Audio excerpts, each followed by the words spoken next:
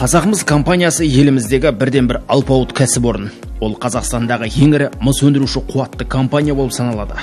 Әлеуеті әлді компания әлеуметтік жобаларды жүзеге асыруда.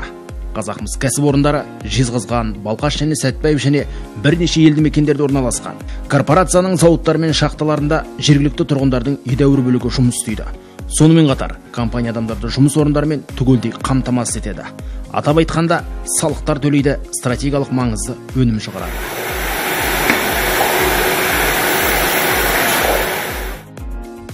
Қазақмыс өз қызметкерлеріне инвестиция салып, өзінің қатысу аумағындағы ортаны жақсартады. Қоғам алдында қосымша міндеттемелер алады. Компанияда осы мақсаттарға бағытталған бірқатар әлеуметтік бағдарламалар бар. Бірегей бастама құлашын кеңге сермеп, мыс өңірде қанат қақты.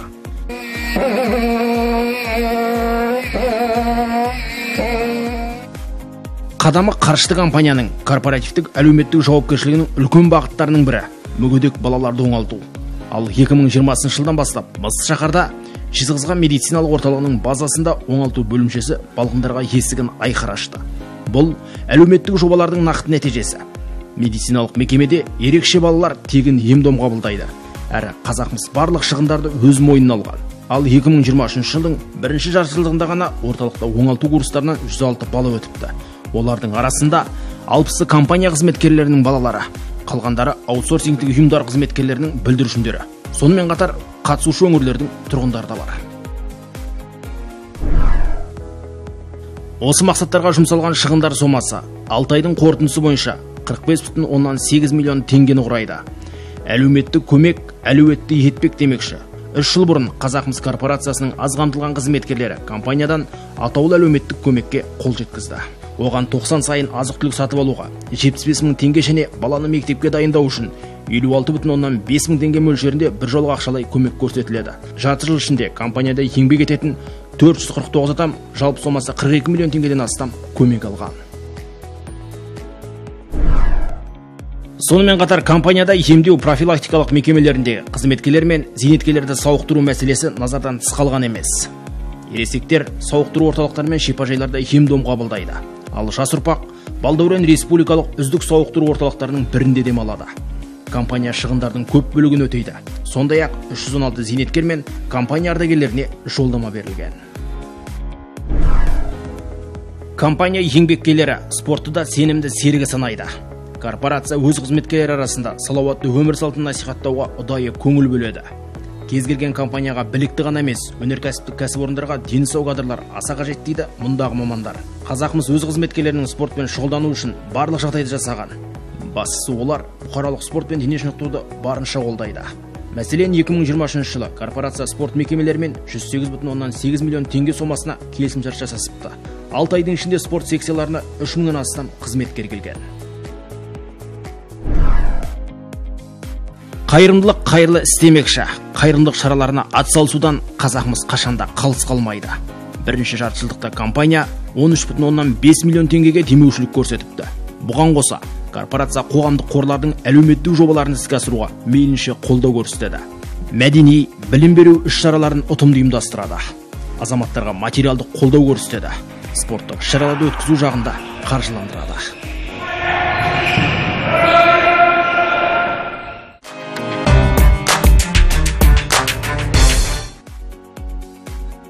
Ал еңбек адамның қашанда еңбек ерен. Еңбек идеясы азаматтық құлшынысты арттырады. Еңбек адамды қашанда бақытқа бөлейді деген сөз тегін айтылмаса керек. Адал еңбектің арқасында әр адам өз бақытын табады. Тағдыр торабында тырбанып жүріп, табандап тер төгіп тірлік жасайды. Айталық, Қазақмыс корпорациясының кәсіпорындары мен зауыттарында сан мыңдаған еңбек адамдары талмай тынбай жұмыс істеуде. Ал Қазақстан Республикасының президенті Қасым-Жомарт Тоқаев әділетті мемлекет, біртұтас ұлт, берекелі қоғам атты жолдауында кәсіби маманның қадірін білу керек екенін, еңбекқор адам мемлекетті дамытатын баса айтқан болатын. Кәсібилік пен еңбекқорлық қоғамымызда ең жоғарғы орында тұруы қажет. Тағы да қайталап айтамын. Елімізде еңбекқор адам, кәсіби маман ең сыйлы адам болуға тиіс. Осындай азаматтар мемлекетімізді дамытады. Мен ұлттық құрылтайда және жастар рухының съезінде бұған арнайы тоқталдым. Біз қарапайым еңбек адамына құрмет көрсетуіміз керек. Қандай кәсіппен айналыссаң да, оны сапалы атқару маңызды. Еңбек адамы ел тірегі. Екпінді еңбек жолы аптал азаматтың өнегелі өмір жолына айналды. Адал еңбек оны абырой биігіне жетеледі. Ал адал адамның, іскер маманның мойнына жауапкершілік жүгі молырақ артылатыны бесенеден белгілі. Төлеген Салқауовтың шихта дайындау цехында еңбек етіп жүргеніне 35 жылдың жүзі болыпты. Ширек ғасырдан астам уақыт аралығында ол жезқазған мыс қорыту зауытының шихта дайындау цехында шарболаттай шыңдалды. Иә, әлемнің әміршісі еңбек, тек еңбекпен ғана жеміс өнбек, тек еңбек қана бар қиындықты жеңбек деген қанатты қағидан ол қазық етіп ұстанады. Аға, енді абыройлы талай жыл еңбек еттіңіз. Бұл осы шихта дайындау цехында сіздің ізгілікті ізіңіз талай жылға табанды еңбегіңіз жатыр. Жалпы мықты маман болу үшін не істеу қажет деп ойлайсыз? Мықты адал еңбек ету керек адам.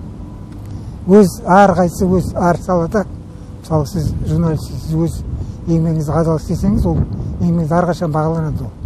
Мысалы жаңа көрдіңіздер өз жұмыс қандай екен, қандай не екен, сол қиындыққа төзіп, соған егер шыдап істеп шыдады, онда алып кетесіз.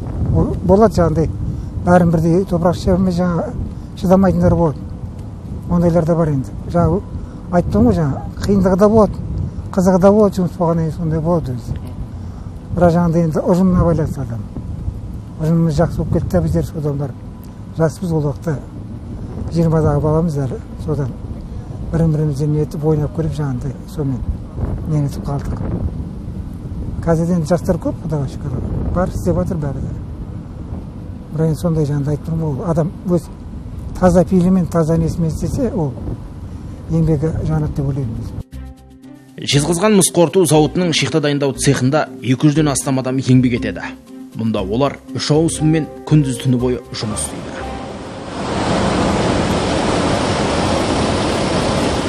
Ол кісінің жақсы жағын, тек қана жақсы жағын ғана айта аламыз. Ол біраз жылдан бері осы өсіп жатқан жігіттер, келі жаңадан келген жігіттердің бәрін, жұмыстың он-сонын бәрін үйретіп жатыр. Сосын өзімізге де басшыларға өзінің көзі қарасын производствода қандай жақсылықтар, қандай нелер жақсы проектілер енгізу керек екенін, қандай ремонттар, соның бәріне қатысуы бар ол кісінің. Жұмыста өте белсенді, тәрбие жағынан да белсенді. Мынау жаңа айтқандай өсіп жатқан, кеше өкшесін басып жатқан жігіттер бар ғой, енді производствоға келген ол кісілер білмейді производство деген не екенін. Мынау өндірісте соғыларға бір жағынан мұғалім ретінде, ұстаз ретінде сол жағын жақсы түсіндіріп, өйткені өзі өндіріс адамдарының баласы, әкесі де еңбек сіңген осы мыс қорыту заводында жұмыс істеген, шешесі де осы мыс қорыту заводында істеген, бауырлары, туған туысқандары көбісі осы заводта. Былай қарағанда үлкен бір династия деп айтуға болады. ТБ жағына келген кезде де жаңа қауіпсіздік, ешқандай ол кісіге неміз жоқ, бүкіл қауіпсіздікті бәрін сақтайды, және де жұмыс орнын тиянақты, өз жұмыс орнын тиянақты ұстайды, және де жұмысын өзін істегенде де іс-шарасын өзі де өте тиянақты кісі. Жаңағы алға қойған мақсаттар, ақылға қойған жоспарлар бар. Төлеген Салқауов Балқаш тау-кен металлургиялық техникумның тас түлегі. Шихта дайындау цехының аға күйдірушісі Төлеген Тағанбайұлының еңбек жолы жас буындарға сөзсіз үлгі. Еңбек адамына қарап оймен бой түзеген жастар жетерлік. Қатар қапталдасып қызмет атқарып жүрген жас буын өкілдері оның мектебін көріп, теңдессіз тәжірибе жинақтады.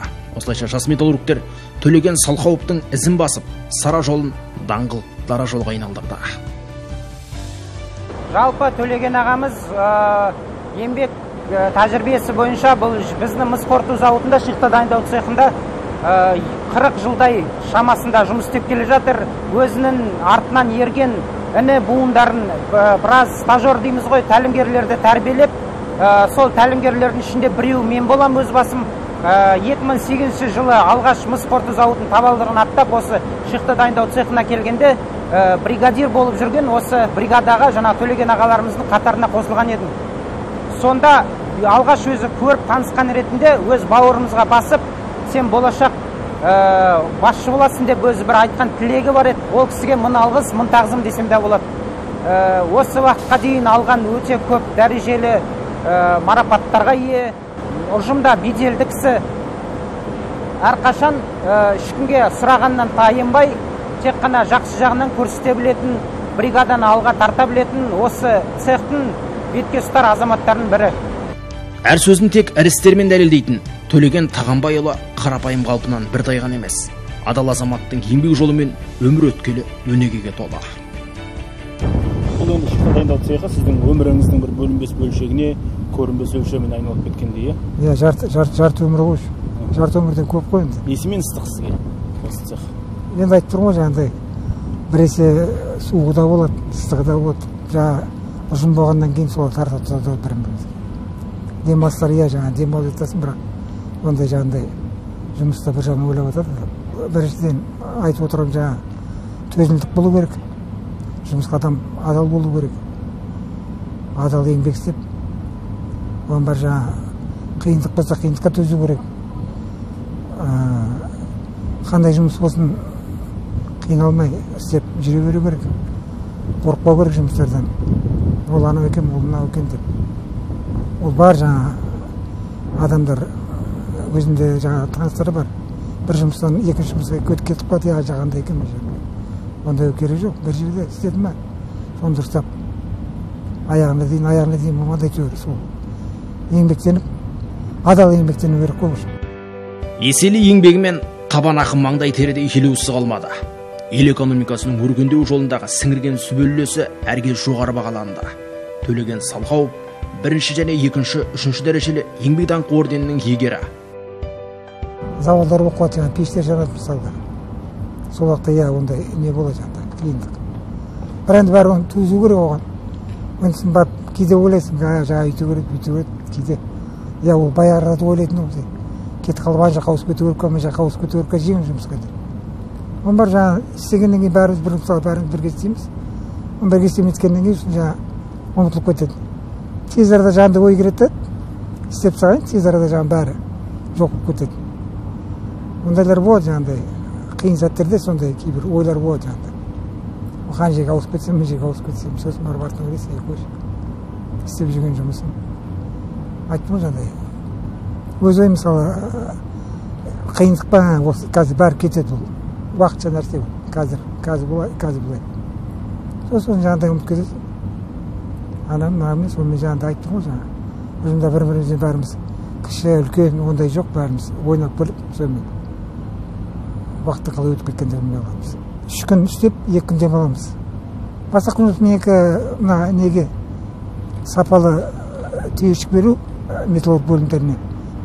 Соны неғұрлым сапалы болса, оларға да жақсы. Соны сапалы нені беріп, пештің жаңа несіне қарап, процесс нелеріне қадағалап, соны қарап отырамыз. Соны жаңағыдай нетіп кетпесін, жаңа температура көтеріліп кетпесін, жаңа нелері түсіп кетпесін, температура түсіп кетсе, ол батпақ қол да жүрмей қояды. Качествосы нелері сапасы кетеді.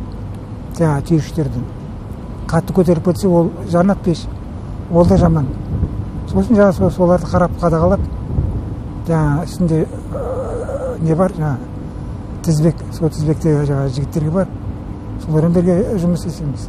Сол көрдік қой, жаңа лентамен жүріп атты ғой. Сол жаңа мынау металлург бөліміне жібереміз, түйіршік деп.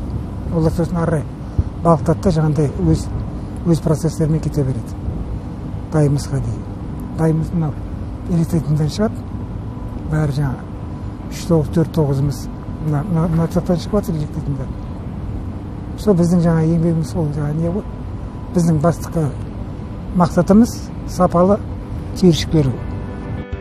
Ғибратты ғұмыр иесі Жезқазған мыс балқыту зауытының 50 жылдығына орай мерейтойлық медальмен марапатталған. Ал 2021 жылы Төлеген Тағанбайұлы кәсіпқорған салалық кәсіподағы ұйымдастырған байқаудың үздік тәлімгер аталымының жеңімпазы атанған. Сонымен қатар еңбек адамына бірнеше мәрте Қазақмыс корпорациясының цех пен зауыт басшылары құрмет грамоталарын табыстаған.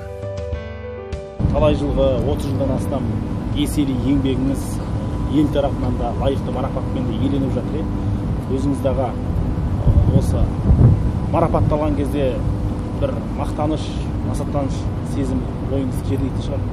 Әрине бәріміз пендеміз ғой. Ол қай адам мақтаған жек көреді. Солай ғой. Сосын жаңа иә басында бірінші неткен уақытында, бірінші алған уақытында ол жаңа әлесімен март наурыз айында звондап осылай жаңа сондай нетейін деп жатыр. 3-ші дәреже берейін деп жатыр деп. Ол мен де өзім сендер сенбейсің дөріне. Содан барып енді осыншама ол уақытта рас менен асқан кереметтер бар тұғын жаңа. Керемет дейтін бұрынғы адамдар. Союздан кеткен адамдар бар тұғын. Сол 2002 жылы 3 алдым. Содан барып ары кете берді ғой содан. Ол адам еңбегі бағалағаннан кейін береді ғой жайдың мысалға. Ол немес әрине мақтаныш ол. Сөзімен сөйлескен Төлеген Тағанбайұлы цехта кәнігі кәсіби маман, ал отбасында өнегелі әке. Төлеген аға мен орынбасар тәте бір ұл мен 2 қызды тәрбиелеп өсірген бақытты отбасы. Саным енді қай жағын айтуға болады ол. Саным ар жақтағы айтуға болады ғой. Бұл біріншіден жаңағыдай еңбек етсе ерінбей. Қайда тойды қарың тіленбей. Сол адам адал еңбек ету керек. Содан барып дұрыс жағынан бірыңғай көріну керек адам. Дұрыс жағынан болған жаңағыдай жаман жағын не етпей, білдірмей, бірыңғай жақсы жағынан болу керек. Адал еңбек адамды мұратқа жеткізеді. Әрбір салада жұмыс атқарып жүрген қызметкерлердің де, қарапайым жұмысшының да еліміздің дамуы жолында еңбегі орасан зор. Корпорация Қазақмыс болмаса, осы өзіміздің Қазақмысымыз болмаса, мысалы, жезғанда сәтті айтты мысалы, қараңғылар еді. Қараңғыда осы мыстың байлықтың арқасында тұрып отырып қой біздер мысалы. Иә, ол бұл корпорацияға риза болатын айлығымыз Құдайға шүкір жеткілікті жетіп жатыр.